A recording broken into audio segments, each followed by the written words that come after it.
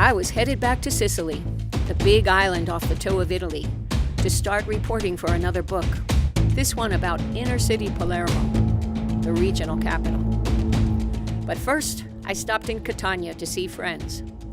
Then took the bus across the island to Palermo. Sicily is about the size of Vermont, 9,927 square miles. Sicily was Rome's first colony. I was crossing the breadbasket that fed its army. It was August. The wheat fields were burnt by the sun, desiccated and golden. Sicily is Persephone's island, and summer is the season she spent in hell. The trip takes nearly 3 hours.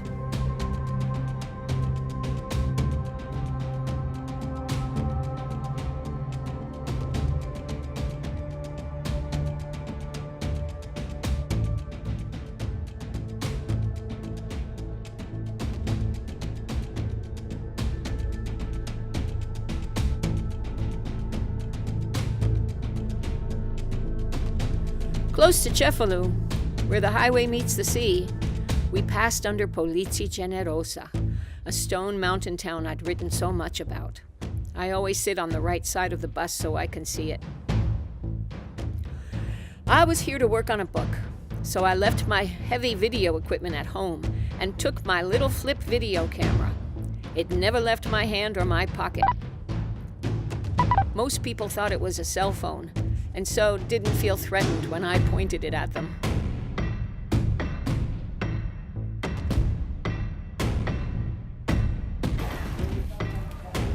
This video is one of a series of video diary entries, made so you can see what my daily life was like in Palermo during my 2-3-month reporting stays there in 2012 and 2014. We were coming into Palermo, a city founded by the Phoenicians 2,700 years ago. The bus left me off at the train station where I was to meet my couch surfer hostess. Elena came dressed in white, driving a white hatchback. She took me to her white, ultra-modern apartment in the newer part of town, where her son gave me his bedroom, and she cut open a watermelon for me. I stayed with Elena for 3 days while I looked at shared apartments to rent. She made me, a total stranger, feel welcomed. Allora, tagliamo e la mettiamo in una ciotola. And fed me 3 meals a day. One evening, we ate al fresco on her balcony, next to her hammock and potted plants. And after dinner, her son's friend, Carmelo, who aspired to become an actor, recited from memory an epic poem about death as the great leveler. A Livella is the title. Ma voi facete un'anima e coraggio. Ho fatto e chissà. Statemi a sentire. S'avvicinava l'ora alla chiusura. The poem was about how death treats everyone equally, princes and blue-collar workers. And Carmelo recited it in the Neapolitan dialect in which it was written. Ardimentoso eroe di 1000 imprese. Perciò, stammi a sentire. Non fa ore estive. Supportami vicino, che non porta. Si pagliacciate e fanno solo le vive. Noi siamo seri, appartenimmo a morto. Bravo Carmelo, bravissimo. No video games for these boys. By the end of 3 days, I'd found a room. No, rooms. Well, really, a wing of a palace in Palermo's oldest street. Elena drove me there, so I didn't have to lug my suitcase on a city bus. Entered the courtyard with me to look around and nod her approval.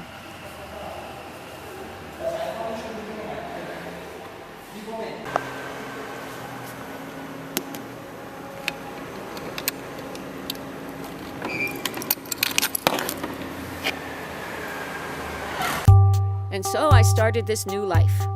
The city government had subsidized the restoration of the exterior of Palazzo Vannucci at 187 Corso Vittorio Emanuele.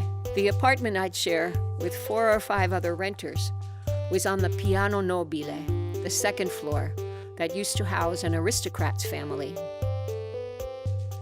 My bedroom was at the top of a metal helical staircase, all shabby chic, covered in dust. To call the servants, I imagine. The room I'd seen advertised was no longer available, but I could rent an entire wing of the palace. Upstairs bedroom, downstairs musty studio and salone, which looked like a gilt ballroom to me, for less than I had paid to rent a basement room in Brattleboro.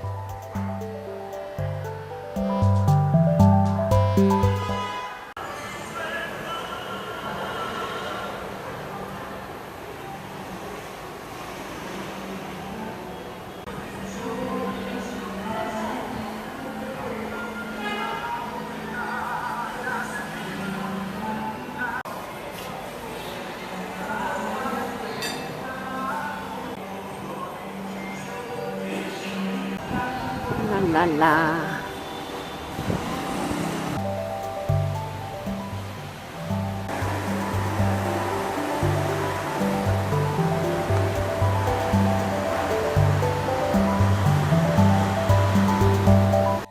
I had great roommates. I was happy.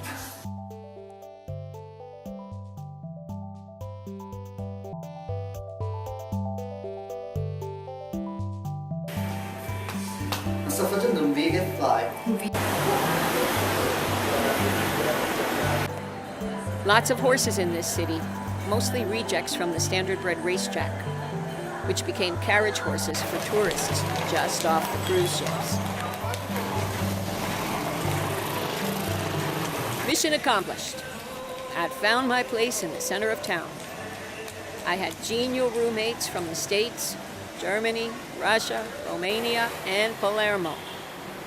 I really felt lucky. Tomorrow, I'd start work.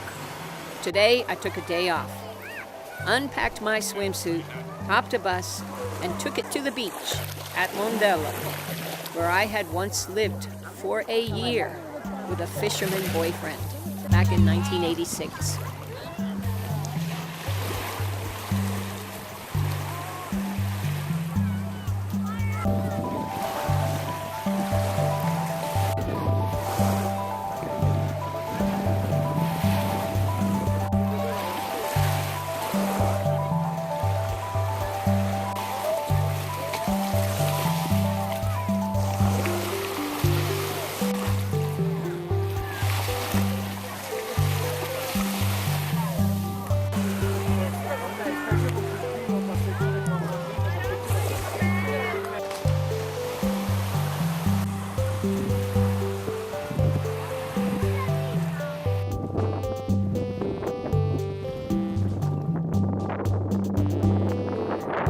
Yeah, I lived here for a year.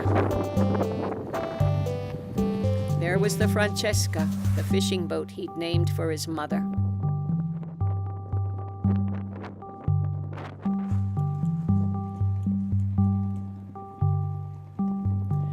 It was good to be back.